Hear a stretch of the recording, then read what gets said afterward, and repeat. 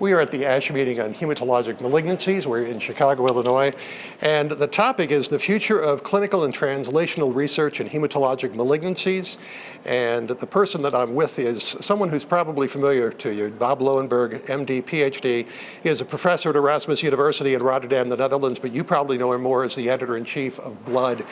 And this is a great topic. And I've been working in the field of translational research for a while. What are the things that you're going to be talking about here at this meeting? So we deal all the time with patients whom we cannot offer effective treatments, right? So the challenge is to change the world. And we have experience with diseases that once were fatal and that we can treat now. So there we have been able to transform a bad disease in a favorable disease. And the challenge ahead of us is how can we expand this so that we advance the treatment to those patients that today have a notoriously tough disease. And this is the topic, and I will discuss several examples of patients that we meet in our clinic and discuss possibilities for how can we tackle the problem. I mean, because of your position as editor-in-chief of Blood, you know what's coming up, you know a lot of things earlier than most people. It's moving that from translational science to the patient where it gets to be interesting. What can we do to speed that process, to enhance that process? Yeah, it's a good question. So we have learned a lot about these diseases, lymphoma, leukemias, myelomas. They are much more complex diseases than we had initially thought. We thought if we have a drug, we can, and if it is effective, we can cure the disease. But there are many reasons why these diseases will fool us and escape the treatment. So future strategies should really be based on our current knowledge. So that's one. Second, we should accelerate the process. We are far too slow in developing new treatments. It takes much time. We do huge trials. They take years. But now we are dealing with diseases that are not homogeneous. One disease is not the same as the other. So if Mrs. Mary comes in on Wednesday and Mrs.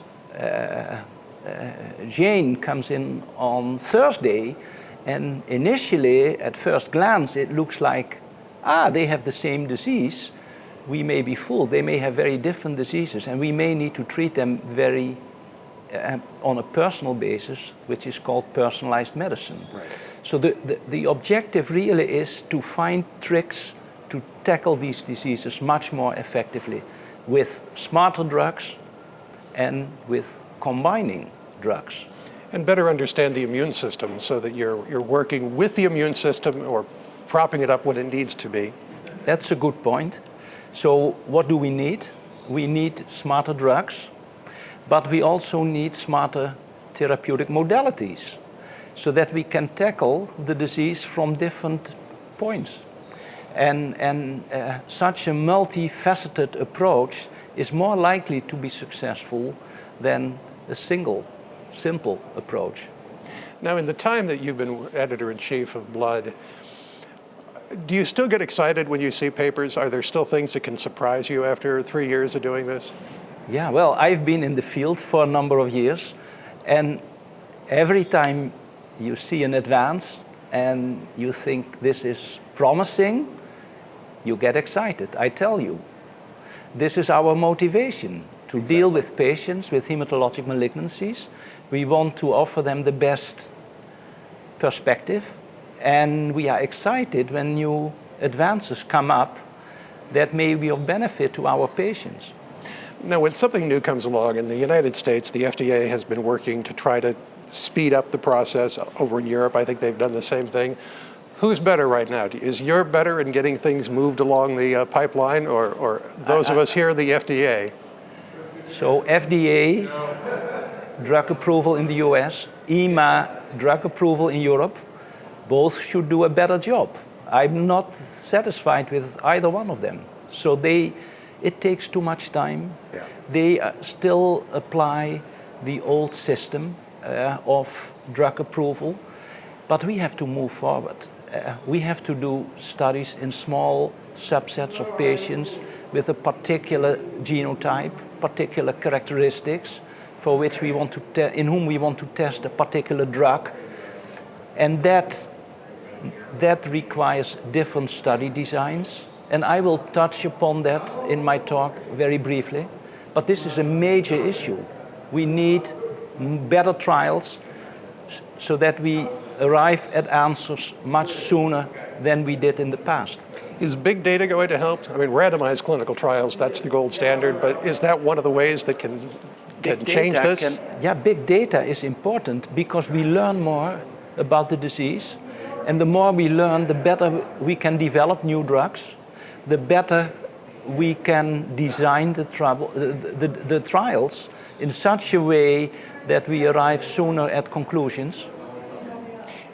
Based on the papers that you're reading, the papers that are being submitted, and the ones you're publishing, where are we going in the next 2 to 5 years? What are the topics that you think are going to be key to moving us down this path? So I think what is really encouraging is the development of smarter drugs that target particular gene lesions, gene mutations, perturbations of the cancer cell, where they are vulnerable, where we can hit them. That's one. Second, we can also modulate the environment in which the tumor grows.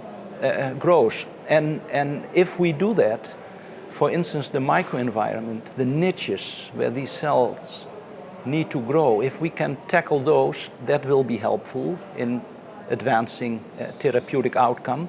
And third, immunotherapy, to use specific attacks based on immune approaches and tackle the tumor. And why not use these in combination? Are you excited the next few years? I think it is more, research is booming. I'm more excited than ever before.